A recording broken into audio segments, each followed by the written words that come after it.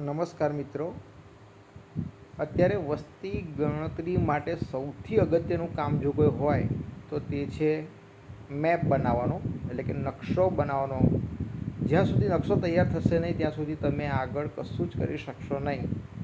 તો તેના માટે સૌથી સારો આઈડિયા એ છે કે તમને જે HLB નંબર જે ફાળવવામાં આવ્યો છે તેની સાથે એક મેપની લિંક આપવામાં આવી છે. તમે જોઈ શકશો તમારા ટેક્સ્ટ મેસેજમાં. તો એ ટેક્સ્ટ મેસેજ જે છે તેને આપણે અત્યારે કોપી કરી લઈએ અને કોપી કરીને ઓપન લિંકમાં જતા રહીશું તો એ સીધું જ ગૂગલ પર ખુલશે. ખૂબ ધ્યાન રાખશો, તમે ઘરે બેઠા વસ્તી ગણતરી યાની કે એના જે ઘર છે સ્ટ્રીટ પ્રમાણે એ તમે જોઈ શકશો. હવે આ વ્યૂ જે આવી ગયો છે તમે જોઈ શકો છો કે અત્યારે મેં ક્લિક કરતાં આ જે રેડ કલરનો જે પોઈન્ટ બતાવે છે એ ચંદ્રવિલા નગર છે. એટલે 175 નંબર પર આ ચંદ્રવિલા નગર ફાળવેલું છે. હવે તમારે સ્ટ્રીટ વ્યૂ જોવો હોય તો શું કરવાનું છે કે તમે જોઈ શકો છો કે જમણી બાજુ ઉપર જે સ્ક્વેર આપ્યું છે તેના પર ક્લિક કરો. પછી તમે નીચે ડાબી બાજુ સ્ટ્રીટ વ્યૂ લખ્યું છે ત્યાં પહોંચી જાઓ.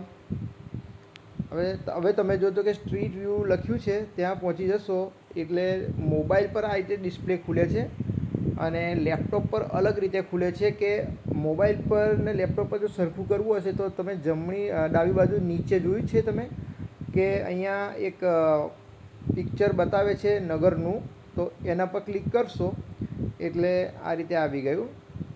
હવે તમે જોઈ શકો છો કે તમારો જે ઇલાકો છે તે ઇલાકામાં ગલીએ ગલીએ તમારે અહીંયા બેઠા બેઠા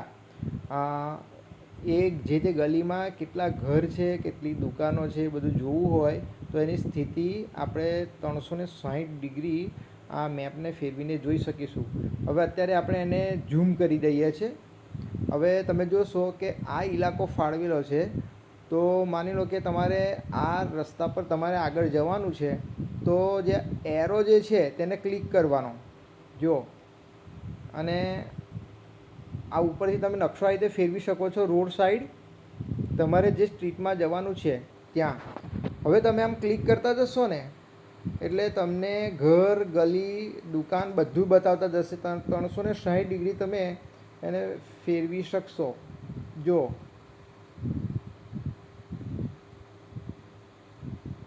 આ ઇલાકો જે છે તે કોતર તલાવડી છે. એ તલાવડીની આજુબાજુમાં મૂકેલા વ્હીકલ્સ પર બતાવે છે. કોના ઘરની પાસે શું મૂકેલું છે, કાર છે, લારી છે, બાઇક છે, એ બધું જ તમને બતાવે છે. અને આખી સ્થિતિ રસ્તામાં જે આવે છે, થાંભલો, હેન્ડપંપ કે પછી જે કંઈ પણ આવશે ગામડામાં એ બધું જ તમને બતાવશે. એટલે આ રીતે સ્ટ્રીટમાં તમે જઈ શકશો અને નકશાને આ રીતે તમે ફેરવી શકશો. તમે જુઓ, આપણે કોશિશ કરીએ છીએ કે આ રીતે તમે એને ફેરવવાની કોશિશ કરશો તો ફરશે. તમે રિવર્સ અને ફોરવર્ડ પણ જઈ શકશો. એરો ખાસ જોવાનો છે તમારે. આ રીતે ક્લિક કરતા જવાનું આગળ.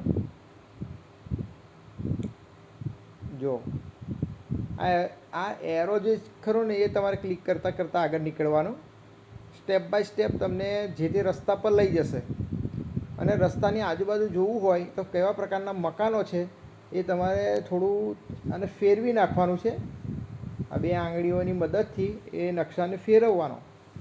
ઉપર નીચે બધી બાજુ ફરી શકે છે. જુઓ, બરાબર. તો આ રીતે તમને આખું નગર, પછી ગામડાનું જે દૃશ્ય છે, ઘર, મકાન, ઝૂંપડું, ખેતર, એ બધું તમે શાંતિથી જોઈ શકશો. હવે અત્યારે તમે જુઓ કે એ ટર્ન આવે છે તો ઓટોમેટિકલી એ રસ્તો એની જાતે જ વળી જતો હોય છે. જુઓ, જોયું? એટલે રસ્તા પર જે બાબતો આવે છે, ખેતર આવ્યું તો ખેતર પણ અહીંયા બતાવી દીધું છે. તો આ ખરેખર તમને ખૂબ જ અનુકૂળ રહેશે. જો તમને સારું લાગ્યું હોય તો બીજા વસ્તી ગણતરી કરનાર મિત્રોને શેર કરો કે જેથી તેમની મૂંઝવણ, મુશ્કેલી દૂર થાય અને ખૂબ જ આસાનીથી કામ પતી જાય. Thank you.